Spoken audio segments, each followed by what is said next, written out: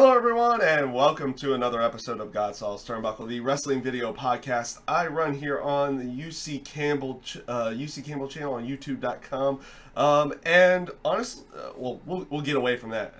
We'll get away from that whole side of everything. We're going to be potentially changing the name, all that fun jazz. We'll get to that at another time, another place. But this episode of GodSaw's Turnbuckle is going to focus around stumbling over my words again. Smackdown Live for October 3rd, 2017.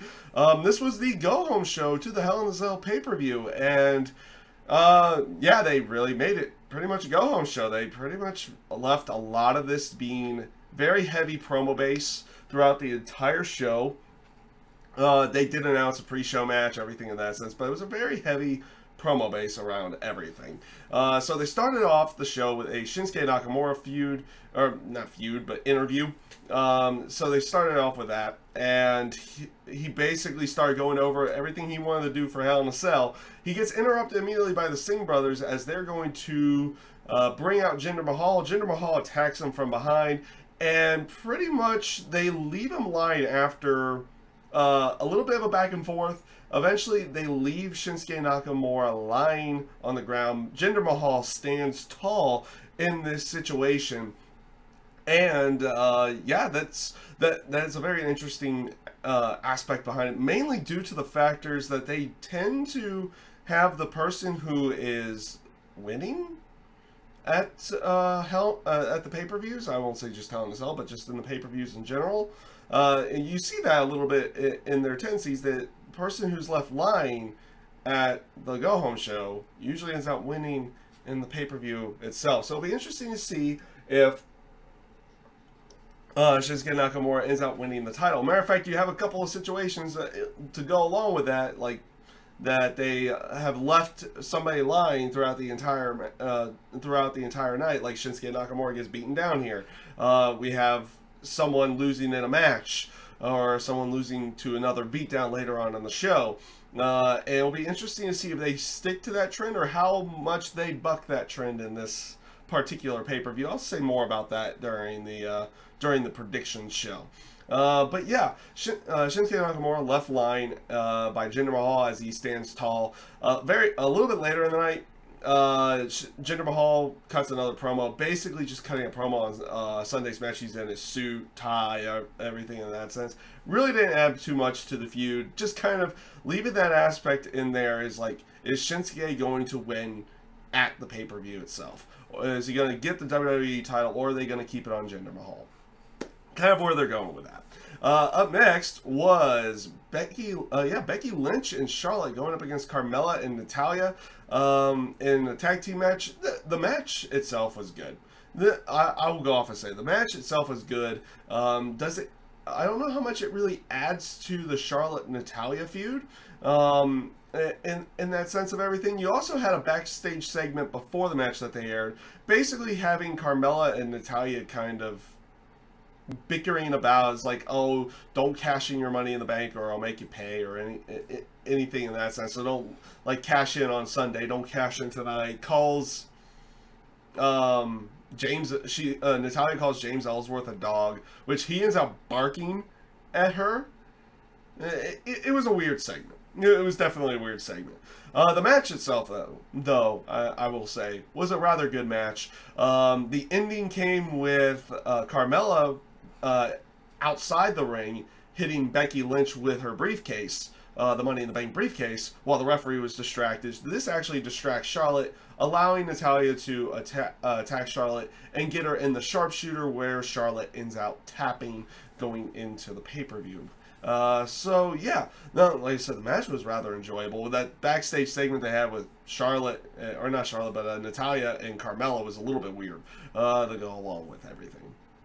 Up next, you had Mike Kanellis, who, yes, is back on the road. Maria's not with him because, well, she's expecting a child. So congratulations to them on that side of everything.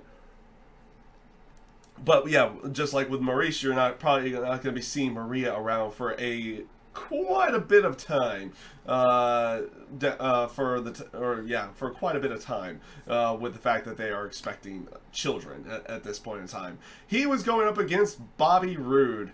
And this was a quick match. This is a very quick squash match. Bobby Roode hits a spine buster, hits the glorious DDT, ends out winning the match real quick.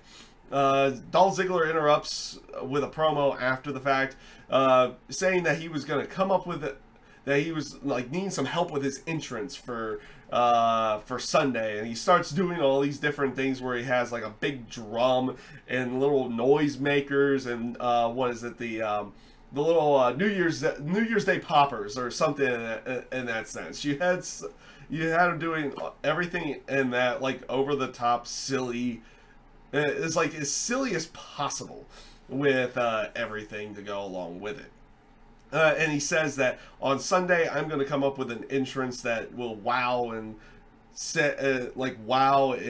excite the entire crowd for his entrance, which will probably mean that he just comes out to no music.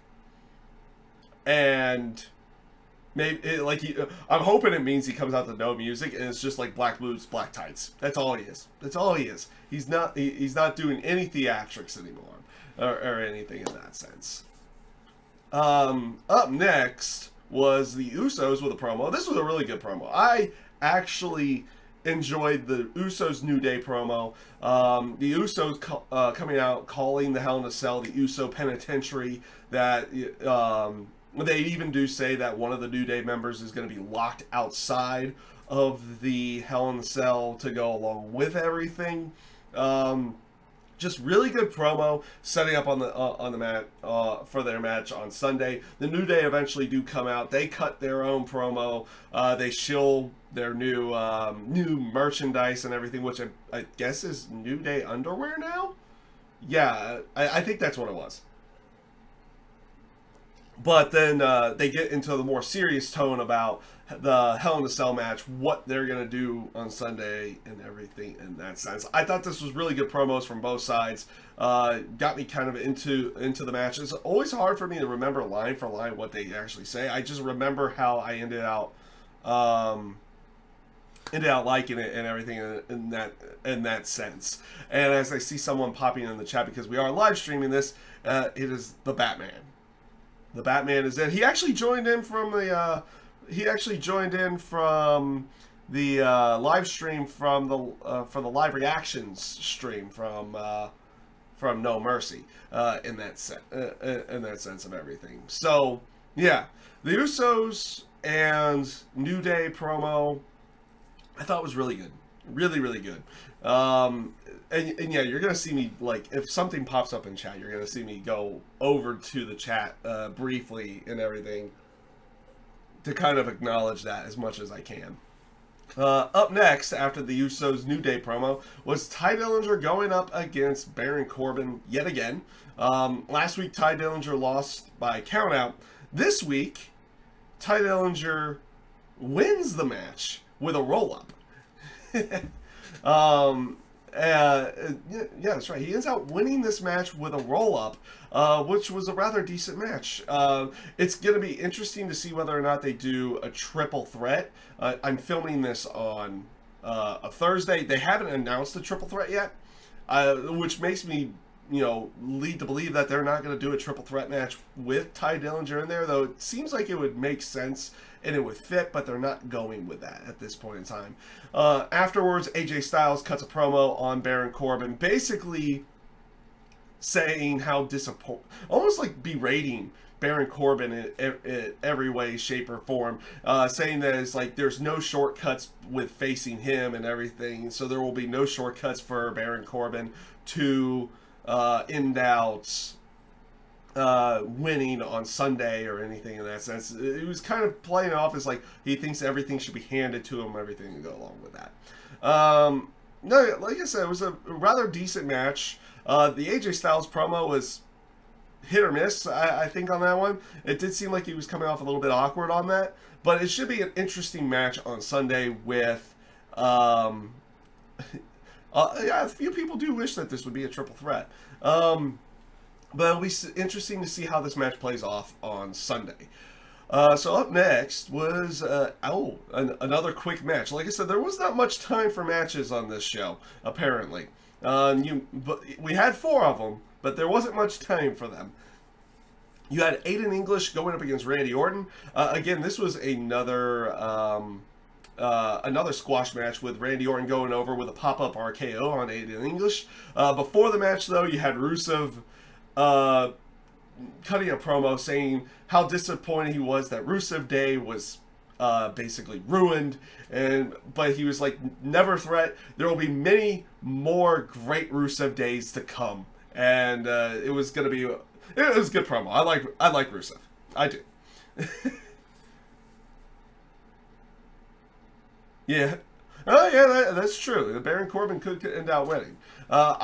When I release my predictions, you'll see how I ended up predicting on that particular match to go along with it. Yeah, Rusev, good stuff. I did rather enjoy it.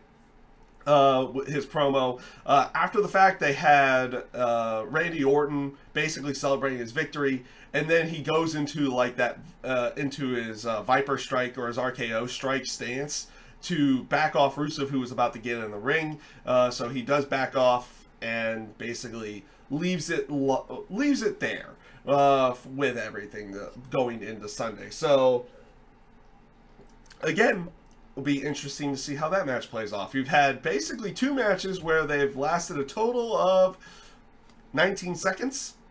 I'm kind of hoping they go a little bit longer with this one.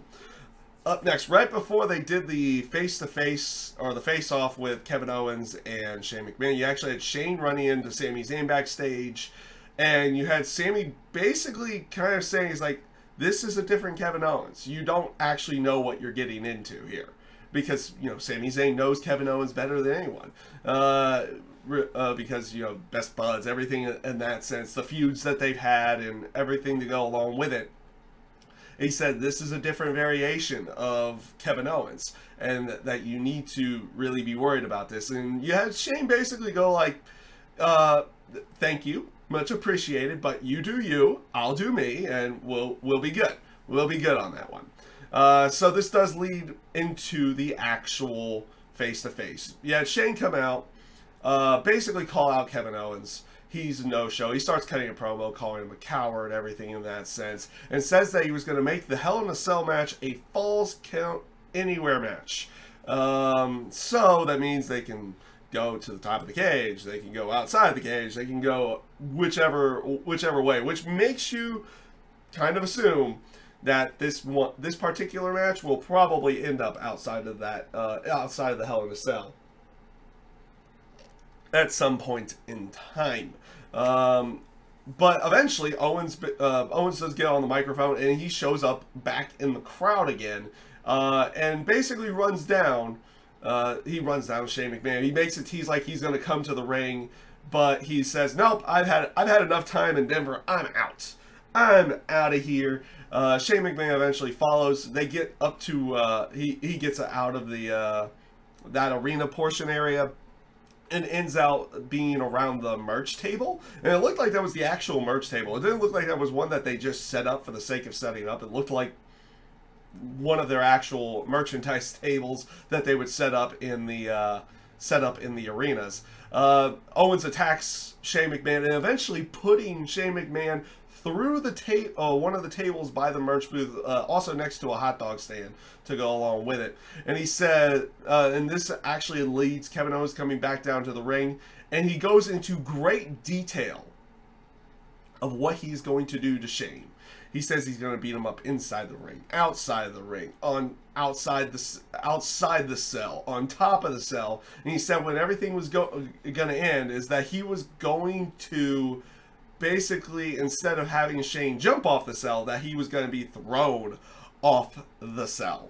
And this, I'm losing track of my words here. But after all that, eventually you hear commotion from the crowd. Shane comes back down to the ring, stumbles down the stairs, and you had, hey, and Teddy Hart shows up in here. We're actually very close to the end of this, but welcome in Teddy Hart. Shane McMahon stumbles down the stairs. You had some crazy, I won't say some crazy girl, but you had some crazy fan, female fan that decided, is like, this is a good idea. This is a good time to do a torque in front of the camera when Shane McMahon's stumbling down the stairs. It's kind of interesting. Shane McMahon gets back to the ring area. They start brawling outside. They get a little bit of back and forth, but eventually Kevin Owens takes over complete control, like headbutting Shane McMahon, super kicking Shane McMahon, and then eventually leading to a pop-up powerbomb to finish off the show. Really good segment. This was actually like a good 17-minute segment. It was a really long segment for this one, in that sense. And Batman, I saw your post in here saying that he hopes Kevin Owens wins, and yes, I did know that. I'll talk about that one in a minute. I'll talk about that one in a moment. That he hopes Kevin Owens wins. I'll talk about that inside of my prediction show. That will be that's actually been recorded at this point in time, and I will actually and I'll be releasing that probably tomorrow morning to go along with everything. So that's pretty much SmackDown Live in a nutshell. It was I guess an okay show, very promo heavy show going into the Hell in a Cell pay-per-view.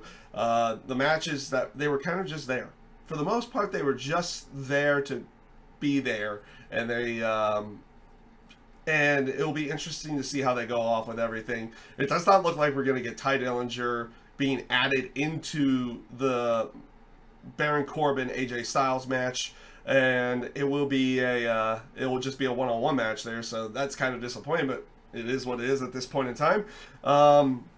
And I'm actually going to go over here because Teddy Hart has Teddy Hart had something in there. He said, did you know that the Ultimate Warrior wrestled Orlando Jordan before? And the answer is yes. I do remember that one. That was, I've not actually seen the match, but I do know that the match actually happened. I think I don't know who actually won. I don't know who won. I don't remember. I know the match happened. It happened at an indie show long ago. I forget what year. It was a long time ago, though. It was a very long time ago. So yeah, I did know that match happened. Maybe I'll, maybe I'll end up watching that at some point in time.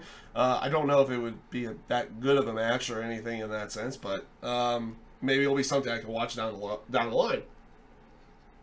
So that is pretty much everything I've got for you today.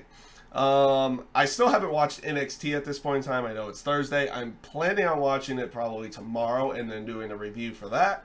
I'm going to be releasing the pay-per-view predictions over for Hell in a Cell probably tomorrow morning before I go into work.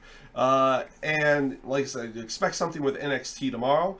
At this point in time, in probably about 45 minutes or so, maybe a little bit later, we will be going over to my Twitch page, and we'll be going over to my Twitch page and doing some Gears of War for tonight because it is Gears of War Thursdays on that side of everything. And I am going to test the waters out on Twitch's side for live reactions on Sunday. Yes, we're going to go over there. I have actually a game plan. Because I haven't fully figured out on everything. Oh, it's 2008. Okay. I haven't fully figured out everything, but we are going to start doing, I have them off camera right now. Now, obviously, like, there's nothing else on camera, but I've been garnering some things, and I'll actually grab them now. And we're going to start doing some potential giveaways. Potential giveaways down the line here. So things I picked up, and trust me, this is going to be like mini loot crates. Miniature loot crates and everything in that sense. I don't think we're going to start it this Sunday unless if I figure things out before then. But what will a few things that I've gotten. I've gotten a few trading cards. I got some like Road to WrestleMania cards for 2017, 2016. I was also going to be sending pins and everything in that sense. I'll send you a link to the Twitch once I get off because I need to go over to the Twitch page to get the link. Actually, it's in the description, I think. Let me look at my descriptions again. Yes, a link to my page is... A link to my Twitch page is inside of the description of this. If you want to tune in over there on Sunday. But there's a couple other things, like I've been getting pins and everything in that sense. But here's going to be the main factor. I don't think that would be good enough for just a normal giveaway. What I'll do at each giveaway on the pay-per-views, well, and this is going to be as soon as I figure everything out. It probably won't be this Sunday, maybe for TLC, or it could be something I start at Survivor Series. But guaranteed in each one of those little loot crates will be a three-month thing for WWE Network. You get a lot of people saying, it's like, oh, put it on the screen, or anything in that sense. I want to make sure you guys can get some free months out of it. If you are not using the thing for the network at that time. So I'm going to try to start giving away WWE Network cards. And as soon as I get everything figured out, I kind of have an idea what I want to do for you guys on that sense. But as soon as I figure out how everything works, I will do it that way. So with that being said, everybody, that's pretty much everything I got for you. We're going to be doing that. We're going to be over on Twitch on Sunday. It should be an interesting one. I'll be doing live reactions. We have the new setup over here. I kind of switched around my room to get rid of the window and everything in that sense. Now I have this blank wall behind me that I could probably start putting some kind of posters up or something in that sense to go along with it. So with that being said, everyone, I thank you guys for watching. Have a great rest of your day. Hope you enjoyed everything.